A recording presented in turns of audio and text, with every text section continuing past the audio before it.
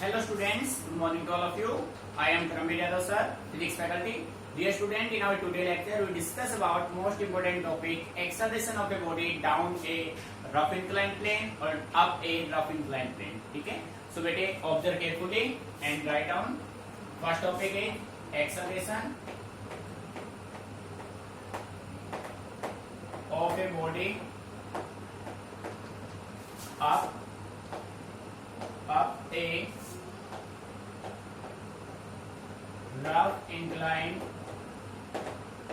plane. देखो बेटे ध्यान दीजिए, कंप्लीट फोकस।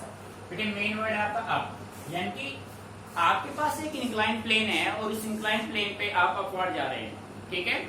और वहां पे आपको फाइंड आउट करना है कि जो बॉडी है वो किस एक्सेलरेशन से जा रहा है। तो उसके लिए कंडीशन मान लीजिए आप, ठीक है।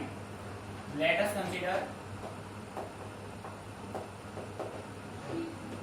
consider a body move upward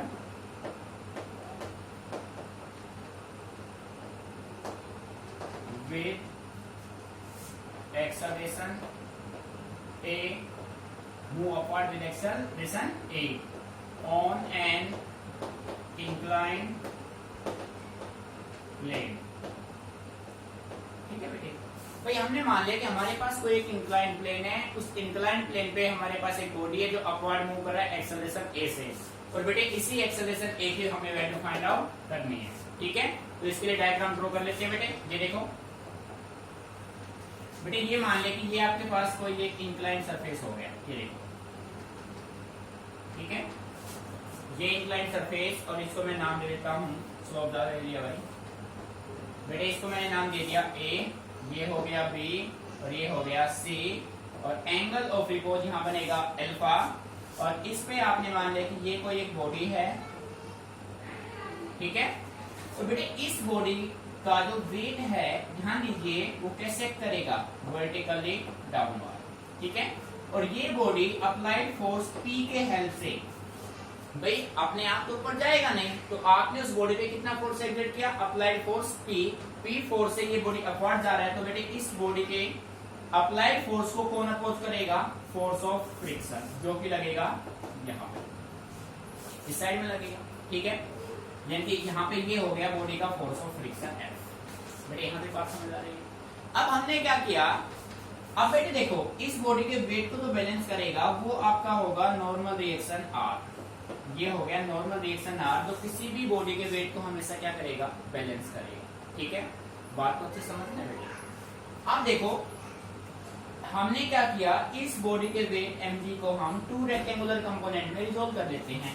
तो बेटे एक कंपोनेंट इसका ये बन गया और दूसरा कंपोनेंट इसका ये बन गया, ये हो गया फोर्स ऑफ फ्रिक्शन। ये कंपोनेंट आपने दिखा दिए। तो बेटे ये कंपोनेंट जिसके साथ थीटा बना वो अपना क्या होगा, जिसके साथ ये एंगल बनाएगा, तो बेटे वो आपका होगा mg cos थीटा, और सेकंड वाला क्या बनेगा, mg sin थीटा। बेटे आ रहा है नहीं समझ में, ठीक है। तो मैं कह सकता हूँ यहाँ पे जो P है वो आपका है अप्लाइड फोर्स, समझना है बेटे ध्यान से, P अप्लाइड फोर्स, और F फोर्स ऑफ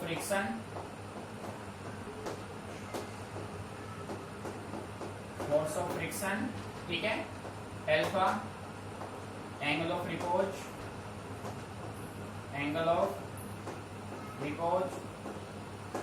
ठीक है। और बेटे यहां से आप कह सकते हैं are normal reaction, mg weight of body, ठीक है। और बेटे जो अपना बॉडी है वो कहाँ मूव, कैसे मूव कर रहा है, अपवर्ड, ना कि डाउनवर्ड। बॉडी अपवर्ड है तो फ्रिक्शन बैकवर्ड है, डाउनवर्ड में। मीनिंग यहाँ तक समझ में आ रहा है बेटे। अब हमने क्या किया, अब हमने इस वेट mg को टू रेक्टेंगुलर कंपोनेंट में रिजोल्व किया। बात समझ में आ रही है, ठीक है। तो यहाँ पे हम नोट करेंगे, let us resolve weight mg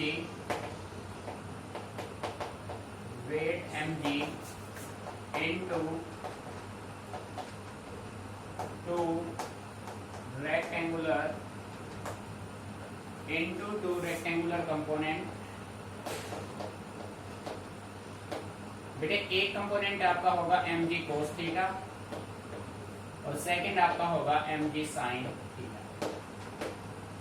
अब देखो बेटे डायग्राम से साफ नजर आ रहा है mg cos थीटा किसको बैलेंस करेगा, नॉर्मल रिएक्शन r को, और जो अपने पास mg sin अल्फा है थीटा है इसको बैलेंस करेगा अप्लाइड फोर्स को। तो मैं कह सकता हूं this is opposite to R, normal reaction R, और ये किसके अपोजिट है, opposite to applied force P। बेटे यहाँ पे कोई प्रॉब्लम, मीनिंग अच्छे से क्लियर। अब अपने पास जो पॉजिटिव एक्सेलरेशन है बॉडी अपना कहां जा रहा है, अपवर्ड, तो पॉजिटिव इफेक्ट कौन देगा, P, ठीक है। तो आप यहाँ पे कह सकते हैं according to Newton's second law of motion. प्यारे बच्चों ध्यान दीजिए, हमने जो लिफ्ट के केस किए थे सेम कंडीशन यहाँ पे है। लिफ्ट में आपने देखा था बॉडी अपवर्ड है तो पॉजिटिव इफेक्ट होगा, अब ये बॉडी अपवर्ड जा रहा है तो पॉजिटिव इफेक्ट ये देगा, तो नेट फोर्स जो होगा P वो किसके बराबर होगा बेटे, यहाँ से आप देखो बॉडी अपना कहां जा रहा है, अपवर्ड जा रहा है। नेट अप्लाइड फोर्स अपने पास क्या है, P है, नेट फोर्स अपने पास क्या है, P। तो हम यहाँ से कह सकते हैं P equal to mg sin theta plus में अपने पास क्या होगा, फोर्स ऑफ फ्रिक्शन। भाई इन दोनों के सेंस सेम है ना बेटे, नेट अप्लाइड फोर्स P जो होगा वो किसके बराबर होगा, mg sin थीटा प्लस में क्या होगा, F होगा, ठीक है। ये ध्यान रहे दोनों के सेंस क्या है, सेम है, क्लियर यहाँ तक। But we know that, but P बेटे किसके बराबर होता है, ma। P यहाँ पे अप्लाइड फोर्स है और फोर्स अपना होता है मास इनटू एक्सेलरेशन, ठीक है। एंड F बाई आर बेटे किसके बराबर होता है, म्यू के। F बाई आर किसके बराबर होता है, म्यू। तो आप यहाँ पे वैल्यू पुट कर दीजिए, P की वैल्यू क्या पुट करेंगे, mg sin थीटा प्लस बेटे F की वैल्यू क्या हो जाएगी, म्यू आर। यहाँ तक समझ आ रहा है बेटे। देखो P हो गया mg sin theta plus F, ये देखो P है अपवर्ड में फोर्स ऑफ फ्रिक्शन और mg sin थीटा ये कहाँ है, दोनों डाउनवर्ड में, तो दोनों सेम डायरेक्शन में ऐड हो जाएंगे। So applied force P equal to mg sin theta plus F। बेटे P होता है ma और F होता है म्यू r, ठीक है।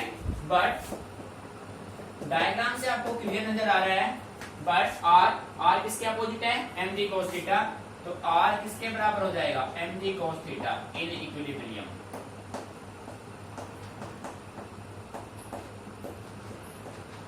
इन इक्विलिब्रियम बेटे इस वैल्यू को यहाँ पे पुट कीजिए, ma is equal to mg sin theta plus mu mg cos theta.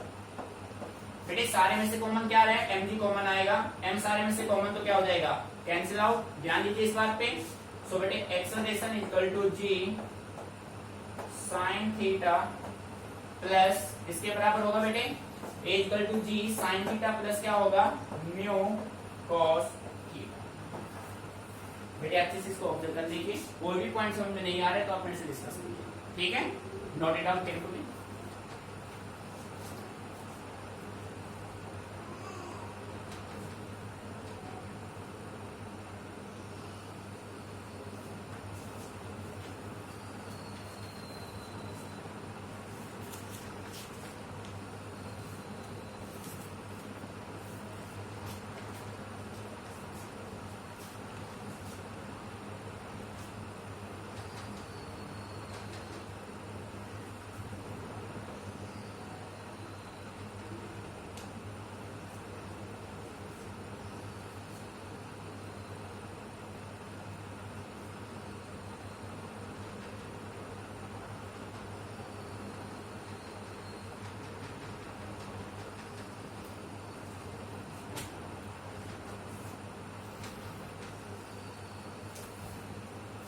बेटे यहाँ तक क्लियर, ठीक है भाई। अब हमें बेटे एक एक पॉइंट अच्छे से समझना है, इसको कोई भी पॉइंट समझ में आया तो मेरे से डिस्कस कर देना।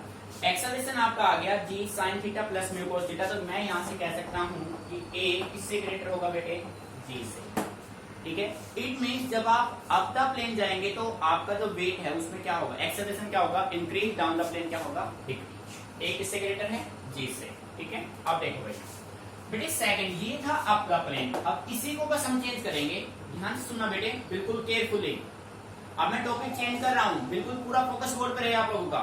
बेटे नेक्स्ट जो डेरिवेशन अपना बनेगा वो बनेगा एक्सेलरेशन ऑफ ए बॉडी, यहां मैं अपवर्ड को रिप्लेस कर देता हूं और यहां पे क्या लिखना है, down, down a rough incline plane, ठीक है।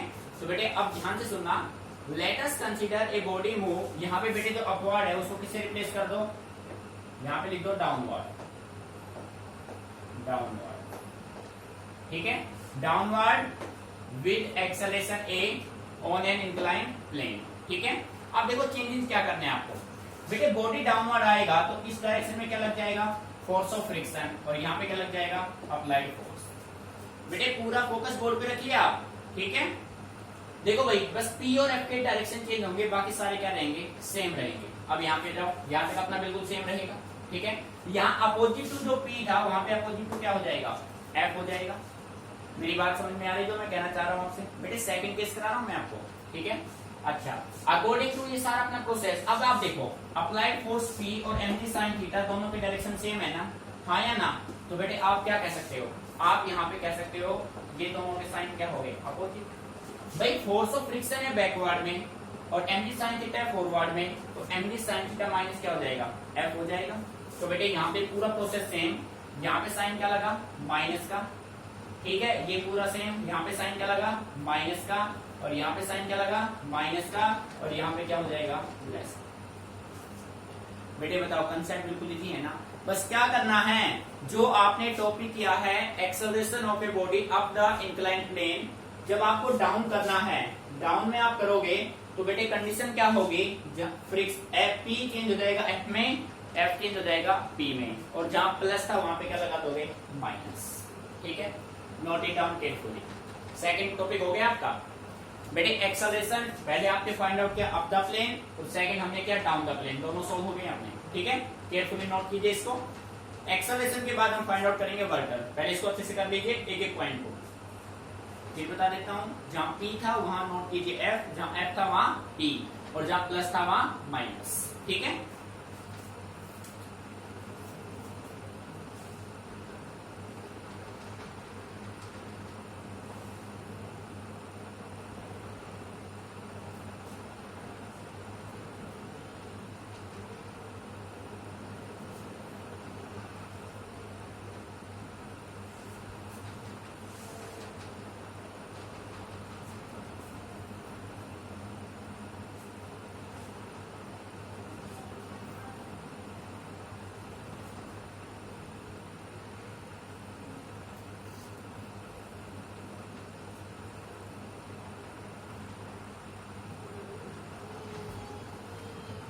तो प्यारे बच्चों ध्यान दीजिए, बेटे acceleration of a body down और अप दोनों केस में आप फाइंड आउट कर चुके, अब इन्हीं दोनों केस में हमें फाइंड आउट करना है वर्क डन। बेटे जैसा कि आप सभी जानते हैं वर्क अपना होता है फोर्स इनटू डिस्प्लेसमेंट, तो फोर्स यहां से आप फाइंड आउट कर ही चुके थे, ठीक है। तो अब देखिए नेक्स्ट आप हेडिंग बनाइए, बेटे अच्छे समझना है, देखो एक डेरिवेशन से अपने 4 डेरिवेशन सोल्व होंगे यहाँ पे, तो मैं नेक्स्ट हेडिंग बना रहा हूँ, केयरफुली ऑब्जर्व करना, और इन चारों में से एक डेरिवेशन डेफिनेटली एग्जाम में आएगा, डेफिनेटली। हेडिंग बना लो, work done, work done by a body, work done by a body down, बेटे पहले कौन सा केस कर रहा हूं मैं, down a rough incline, rough incline plane. मेरे टॉपिक को समझना है आपको ध्यान से बस, work done by a body down a rough incline plane, ठीक है। तो हमने मान लिया let us consider a body move downward with acceleration a on an incline plane. बेटे ये complete as it is same, no change, यहाँ पे आपको कुछ चेंज नहीं करना है, पेन स्टॉप कर दो, पूरा फोकस बोर्ड पे रखो, आपको यहाँ कोई चेंज नहीं करना है, कंप्लीट आपका एज इट इज रहेगा, बिल्कुल as it is, no change. अब यहाँ जहां चेंज करने वहां पे देखो, let us resolve weight mg into 2 rectangular component, बेटे ये भी अपना कंप्लीट सेम, p अपना mg sin theta minus f क्यों हुआ, बेटे बॉडी आ रहा है डाउनवर्ड, फ्रिक्शन लगेगा बैकवर्ड, तो mg sin थीटा पॉजिटिव है, f क्या है नेगेटिव है, so mg sin theta minus f हो गया p के इक्वल। ठीक है, अब देखो, अब आपको कुछ नहीं करना, यहाँ पे पूरा फोकस बोर्ड पे रखिए बेटे। यहां तक करने के बाद अब हम थोड़ा चेंज करते हैं, बट f बाय r किसके बराबर होता है बेटे? म्यू के बराबर होता है। तो एक स्टेप चेंज करेंगे, p किसके बराबर आएगा? mg sin theta minus mu R. बेटे मेरी बात समझ में आ रही है ना? मैंने f की वैल्यू यहां से निकाल ली, म्यू आर और यहां पे पुट कर दी। ठीक है, in equilibrium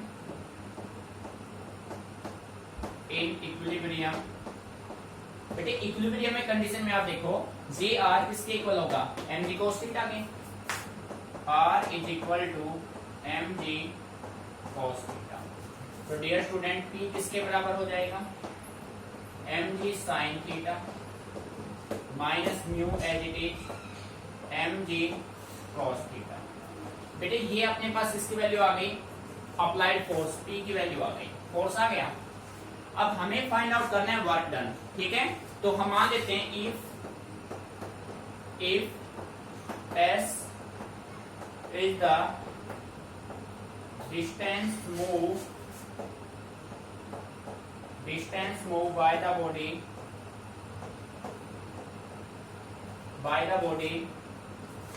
down a rough inclined plane। बेटे कोई बच्चा अब ये कैसा स्मूथ सरफेस क्यों नहीं लिया? तो बेटे उसका आंसर ये होगा, स्मूथ सरफेस लोगे ना तो जो बॉडी है वो एक्सेलरेट नहीं करेगा, वो बॉडी स्लाइडिंग शुरू कर देगा। समझ रहे हो? तो फिर एक्सेलरेट नहीं करा पाएंगे हम उसको। सो डाउन आ रहा है एस डिस्प्लेसमेंट। सो बेटे वर्क डन किसके बराबर होता है? Work done is equal to force into displacement. भैया आपने किसी ऑब्जेक्ट पे फोर्स एक्सर्ट किया, फोर्स एक्सर्ट करने से ऑब्जेक्ट डिस्प्लेस हो तो बेटे क्या हो जाएगा? वर्क डन हो जाएगा।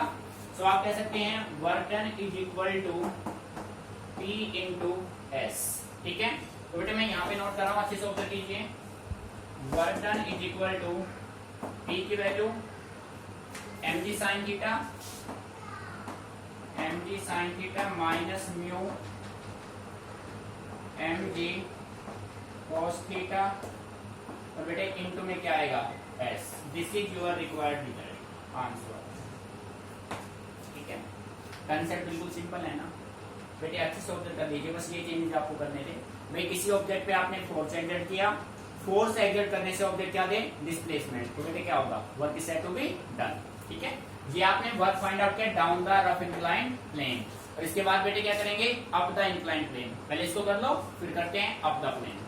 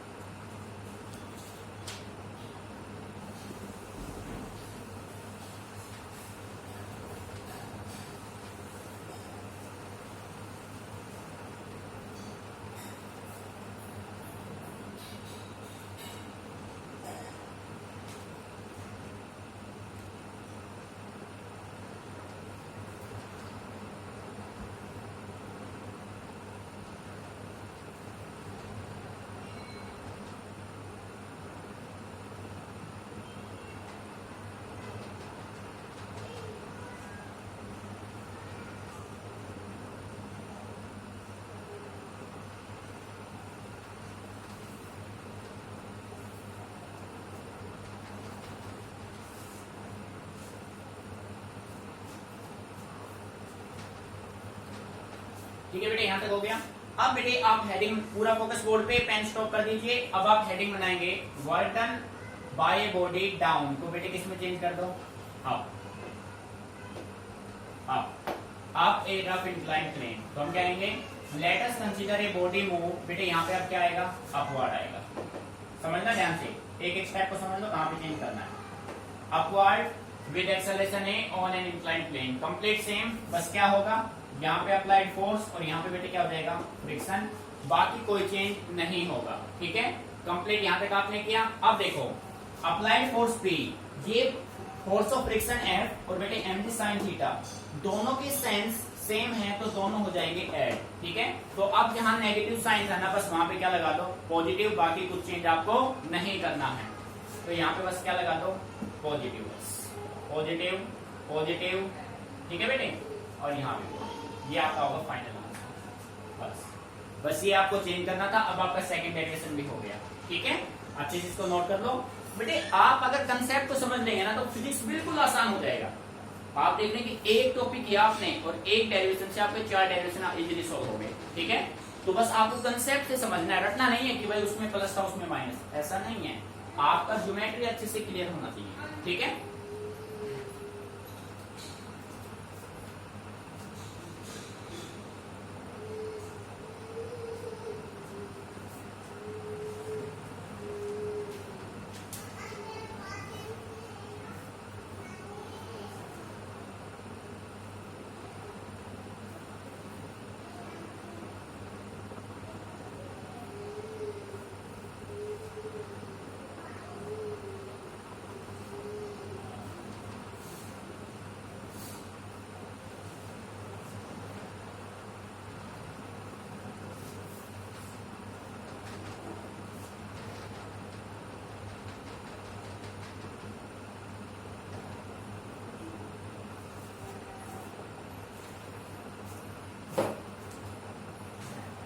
बेटे देखो ध्यान रख clear.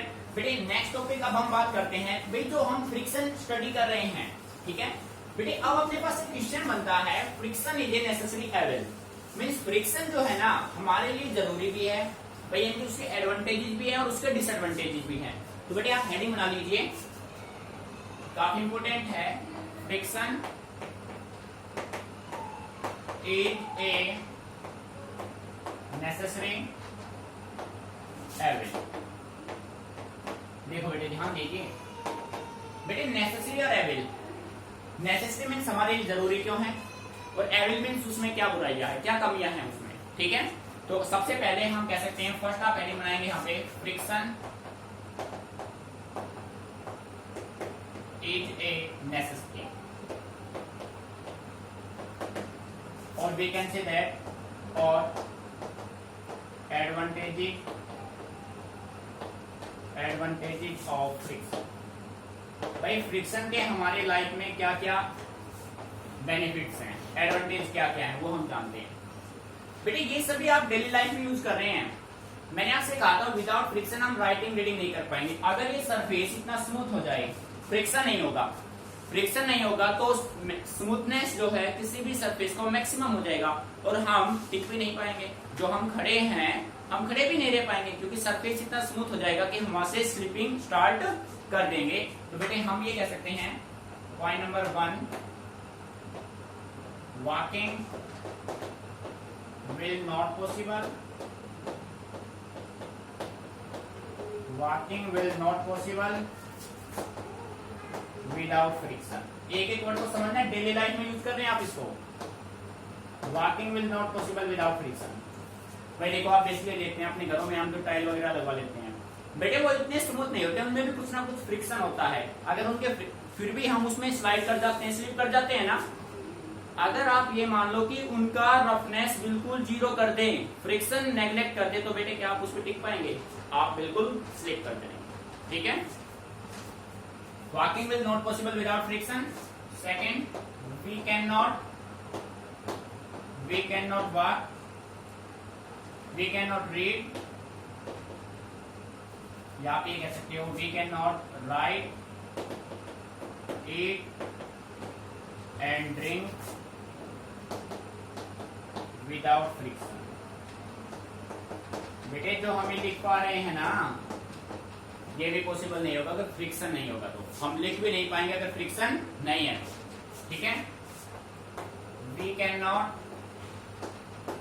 Harvest, we can not harvest. ठीक है, हार्वेस्ट क्रॉप, फल, फ्रूट्स, फ्लावर्स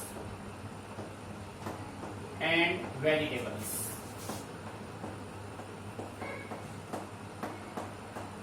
बेटे जो हम क्रॉप्स, जो भी हम खेती करते हैं वो सभी पॉसिबल नहीं होगा अगर फ्रिक्शन नहीं होगा।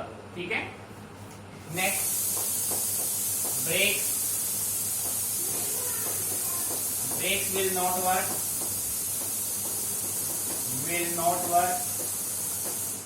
Without friction. बेटे किसी भी व्हीकल में, किसी भी टाइप का व्हीकल हो, अगर फ्रिक्शन नहीं है तो वो भी वर्क नहीं कर पाएंगे। ठीक है, तो ये अपने डेली लाइफ में आप इन सभी का यूज देख पा रहे हैं, तो फ्रिक्शन हमारे लिए जरूरी है। तो बेटे इसके बाद हम बताएंगे फ्रिक्शन की क्या क्या कमियां हैं। ठीक है, ये तो हमने बताए फ्रिक्शन के फायदे, advantages of friction. Daily life में हमें चाहिए फ्रिक्शन। ठीक है,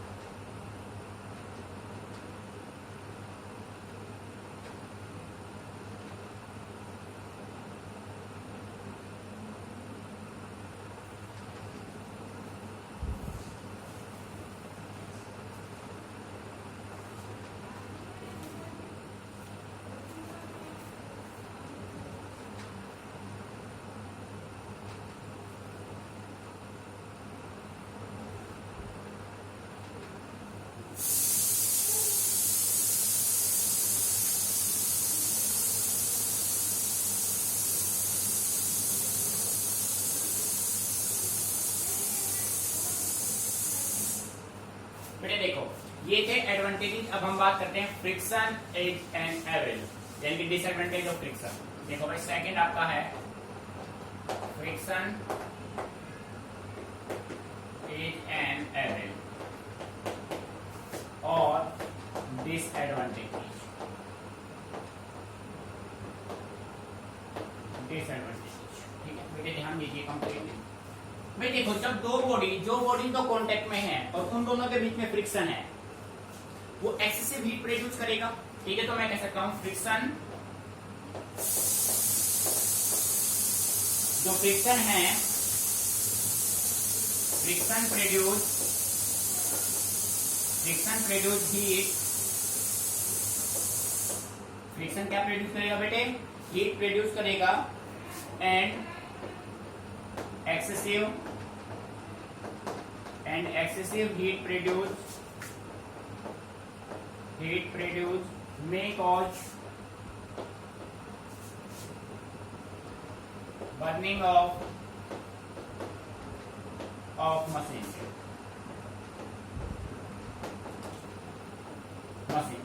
बेटे कई बार हम देखते हैं ना कि सडनली शॉर्ट सर्किट हो जाता है, मशीन में अचानक से है ना फायर हो जाता है, बर्निंग स्टार्ट हो जाता है। क्यों होता है? क्योंकि जब दो बॉडीज आपस में कांटेक्ट में होंगे, दो पार्ट्स आपस में, मशीनरी पार्ट कांटेक्ट में होंगे, तो उनके बीच में फ्रिक्शन आएगा। फ्रिक्शन की वजह से हीट प्रोड्यूस होगा और वो उस हीट की वजह से, एक्सेसिव हीट होते ही वो क्या स्टार्ट कर देगा? बर्निंग स्टार्ट कर देगा। ठीक है, सेकंड आप ये कह सकते हैं friction causes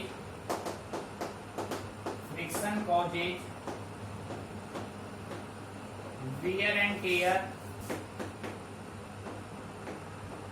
of the parts of machinery।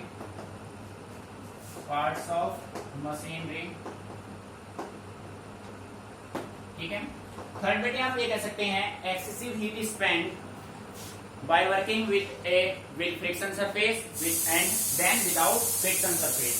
ठीक है, excessive energy is spent in working with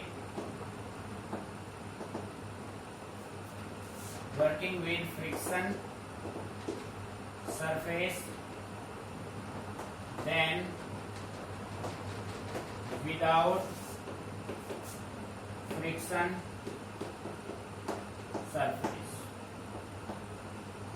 ठीक है बेटे, बेटे आपके पास मेन डिसएडवांटेज है, जब दो बॉडीज आपस में कांटेक्ट में होंगे, आपस में वो अपोज करेंगे एक दूसरे को, तो बेटे एनर्जी का डेफिनेटली लॉस होना है। अब हम बात करेंगे भाई वो कौन से मेथड है जिनसे आप फ्रिक्शन को कम कर सकते हैं। बेटे फ्रिक्शन को जीरो हम नहीं करेंगे, क्योंकि जीरो कर दी तो बात बनेगी नहीं। फ्रिक्शन को हम मिनिमाइज कर लेंगे। जैसे कि मान लो आप लोग साइकिल चलाते हैं, कई बार चेन टाइट हो जाता है। अब भाई चेन टाइट हो गए तो आप क्या करोगे, या तो उसमें ब्लैक ऑयल यूज करोगे आप, या फिर उसमें आप ग्रीस का यूज करेंगे। जैसे आपने कंप्लीट चेन को ग्रीस किया तो उसके बाद बेटे जैसे आप साइकिल को यूज करेंगे, क्या वो टाइट चलेगा? ज्यादा फोर्स यूज करना पड़ेगा? बिल्कुल नहीं करना पड़ेगा। ठीक है, बात समझ आ रही है? Note it down carefully.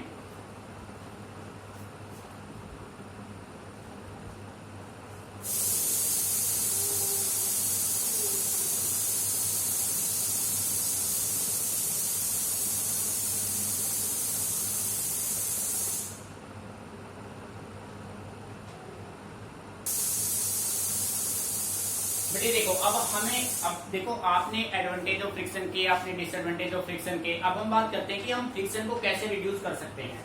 बेटे फ्रिक्शन को हमें एलिमिनेट नहीं करना है। अगर हम फ्रिक्शन को एलिमिनेट कर देंगे तो हम प्रॉपर वर्क नहीं कर पाएंगे।